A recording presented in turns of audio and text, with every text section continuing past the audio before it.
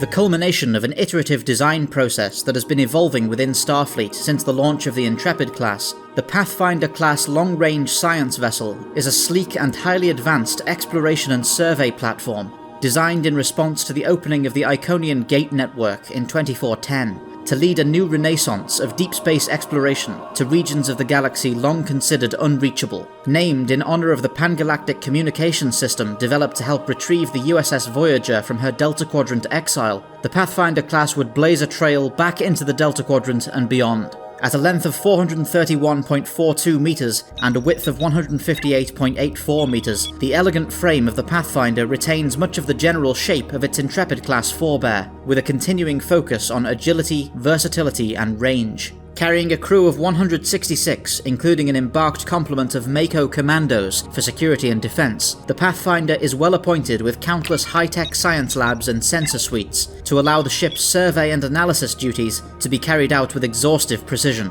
The ship is highly automated, a design decision motivated by Starfleet's widespread staffing problems in the early years of the 25th century, with computation and control systems designed to allow the vessel to perform optimally with even a skeleton crew. Though principally a science vessel, the Pathfinder was designed in a period defined by widespread and violent conflict, and as such the vessel is quite capable of defending itself and even carrying out minor offensive operations. The ship is armed with 13 Mark 12 phaser arrays spread across the full length of the ship's frame for total defensive coverage, with 4 variable payload torpedo launchers providing a not insignificant degree of firepower in combat. The vessel's deflector shields are of reasonable strength and can be reinforced even further prior to combat with appropriate power redirection through the ship's cutting-edge EPS system, driven by third-generation bioneural gel packs. The opening of the Iconian Gate network represented a colossal paradigm shift for galactic politics and the operations of the Federation Starfleet. Granted direct access to every quadrant of the galaxy, Starfleet was faced with endless new possibilities for deep space exploration,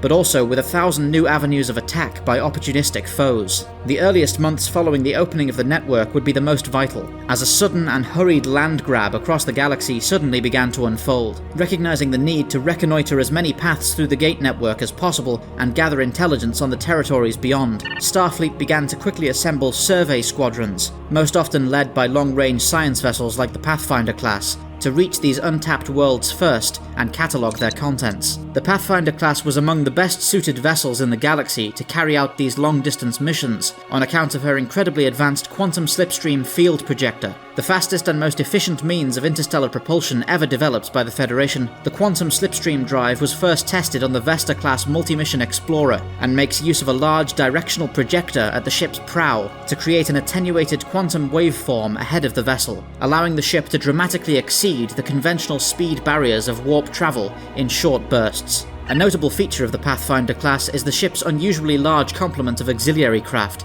consisting of 4 Type 8 and 1 Type 11 shuttlecraft, supported by a detachable VAR-8B aero shuttle for deployment in harsh environments. These craft are again a part of the ship's role as a rapid survey vessel, allowing multiple celestial bodies to be analysed simultaneously, as well as facilitating the deployment of numerous away teams to sensitive locations on a single planet. The ship's ventral aft also features a modular mission bay, designed to house various internal utility modules to suit a variety of different assignments. This multi-purpose area can be converted into a wide variety of different facilities, including a barracks for additional embarked Makos, a launching facility for a single support runabout, or deployment berths for a prefab planetary outpost or subspace relay. Given the increasingly tenuous astropolitics of the 25th century and the inherent risk of large-scale conflict that comes with a dramatic change to the status quo, like the opening of the Iconian gateways, it wasn't long before Starfleet saw the potential of the Pathfinder's frame for more defensive purposes. This potential was met in the form of the Trailblazer-class LRSV refit. The Trailblazer takes advantage of the Pathfinder's existing high-fidelity sensor suites and repurposes them as lethally accurate targeting systems for a huge arsenal of additional weapons hardpoints. Loaded with a vast array of new particle emitters and torpedo tubes, the Trailblazer's expanded loadout actually demands a greater power output than the Pathfinder's warp power system can sustain, preventing the vessel from making use of all its new hardpoints simultaneously in combat,